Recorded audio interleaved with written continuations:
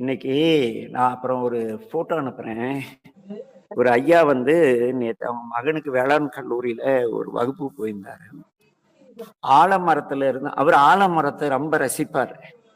ஒரு ஆலமரத்தினுடைய கிளை ஒன்று ஒடிஞ்சு ஆலமரத்தின் கிளை கீழ விழுந்து மண்ணுக்குள்ள போயிட்டா அது கிளைச்சுக்கும்.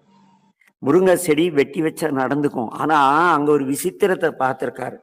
அவரு எங்க போனாலும் ஏதோ ஒரு ஆலமரம், பெரிய விருட்சங்கள கண்டா அதுலருந்து ஒரு பீஸ் எடுத்து வந்து கடவுள் சிருஷ்டியில எவ்வளோ அற்புதமானதுன்னு அத நினைவூட்டுறதுக்காக வச்சுக்குவாராம். அப்படி அங்க 2 விழுதுக்கு இடையில காஞ்சு போன ஒரு குச்சி கிடந்திருக்கு.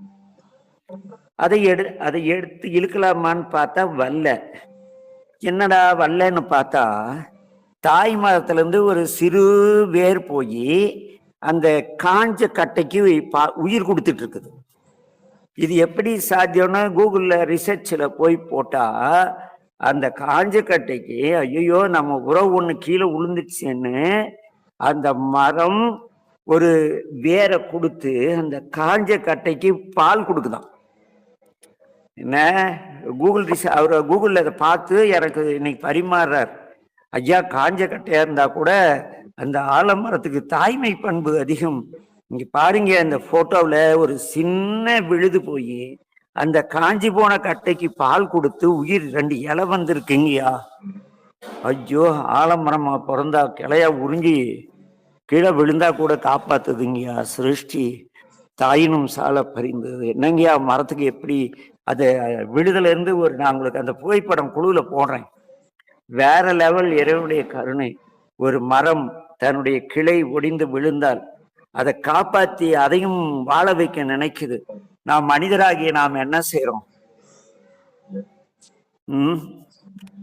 சொந்தக்காரன் வந்துட்டா செல்லு பார்க்க, என்னடா வந்துட்டாங்களா சீரியல் டைமுக்கு, கஷ்டம்னு வந்துட்டாங்களா, கஷ்டத்துல மனம் முடிஞ்சு வந்தா நம்ம வேதனையை சொல்லி அவன் நம்ம நல்லாதான் இருப்போம், சீன் போட்டு அவங்கள வேதனைப்பட்டு இங்க ஏன்டா கேட்க வந்தான்னு அனுப்பிச்சிடும். ஆனா அந்த ஆலமரம் ஒடிஞ்சு விழுந்த ஒரு கிளை, அது விழுதுக்கு நடுவுல கிடைக்கிறது. மண்ணில பட்டு உயிர்ப்பித்திருந்தா அது வந்து அவரு அந்த கூகுள்ல போய் ரிசர்ச் பண்ணியிருக்க மாட்டாரு. அந்த 2 விழுதுக்கு இடையில அந்த மேல இருந்து ஒடிஞ்சு அந்த கம்பு மாட்டிக்கிச்சு கொம்பு. அதுக்கு ஒரு புது வேர் போய் கொடுக்குது. அந்த வேர் நுனியில பால் சுரக்குதுப்பா. அனுப்பிச்சுவிடம் பாருங்க. எவ்வளவு பெரிய சிருஷ்டி இல்ல. வியந்து போனேன். நான் ஒவ்வொரு தடவை ஒசூர் செல்லும் பொழுதும் அந்த ஐயாவை பார்த்து நான் பேசும் பொழுதும், அப்ப எவ்வளவு ஞானிகள், எவ்வளோ அறிவார்ந்த சிந்தனையாளர்கள் வாழ்றாங்க. அந்த குச்சியை எடுக்கவே மனசு இல்லையா, இழுத்து பார்த்திருக்காரு, ஏதோ குடிச்சிட்டு இருந்திருக்கு. பார்த்தா ஒரு விழுது உள்ள போயிட்டு இருந்திருக்கு, அந்த எட்ஜில பால் இருந்திருக்கு. உடனே கூகுள்ல போய் இப்படி ஏன் விதை குச்சி நட்டா வருமா, இப்படி இருந்தா வருமாங்குள்ள அந்த ஒடிந்து விழுந்த கிளைக்கு தாய்மரம் ஒரு வேர் அனுப்பிச்சு உயிர் கொடுக்குது.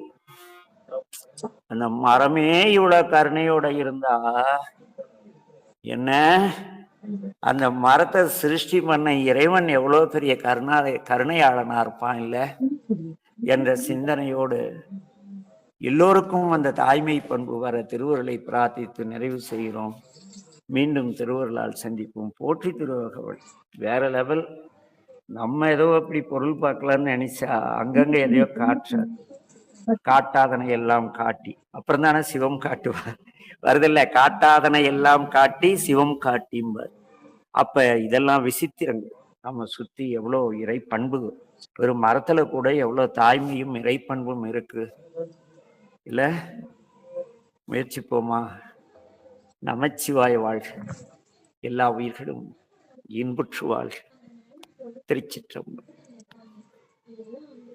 நமச்சிவாய வாழ்க ஐயா. நமச்சிவாய வாழ்க ஐயா. அப்படியே இருங்க, லைன்ல இருங்க. நான் அந்த போட்டோவை வந்து அப்லோட் பண்றேன். அது வேற லெவலு. இறைவனுடைய கருணை அடேங்க அப்பா, எத்தனை கருணையாளர் அவர் இல்ல. அப்படியே இருங்க, அப்லோட் பண்றேன், எடுத்துட்டு இருக்கேன்.